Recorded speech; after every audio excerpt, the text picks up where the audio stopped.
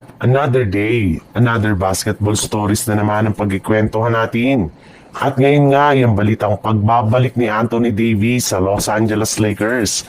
At ang balitang jackpot na nga daw ngayon ang Golden State Warriors sa isang trade. Matapos lamang nga na sisantehin ng Dallas Mavericks ang kanilang general manager na si Nico Harrison, ay isang malaking katanungan nga po ngayon kung ano nga ba ang mga susunod na gagawin ng kanilang prangkisa. At isa nga sa pinaniniwala ang move na posibleng gawin ngayon ng Mavs ay ang pag-trade nila kay Anthony Davis sa lalong madaling panahon.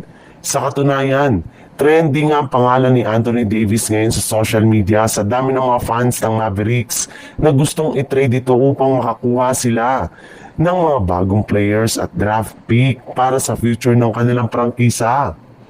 Kinumpirma na rin naman nga ng ilang mga NBA insider na hindi nga daw mahihirapan ng Dallas na ipamigay ito sa isang trade dahil marami rin naman nga mga team ang tumatawag at nagtatanong kung paano nila makukuha ang isang Anthony Davis sa trade at kung gaano kalaki ang trade value nito.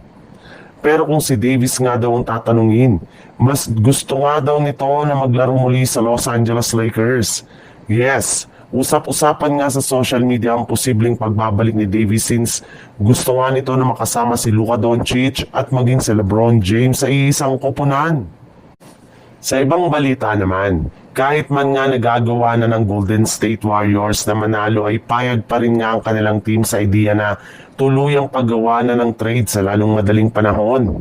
Sa katunayan, base nga sa ibinulgar ng isang NBA insider, bukas pa rin daw ang pintuan ng Warriors para i-trade si Kuminga sa kupunan ng New Orleans Pelicans upang makuha ang matagal na nilang target na si Trey Murphy III na available pa rin nga sa trade market.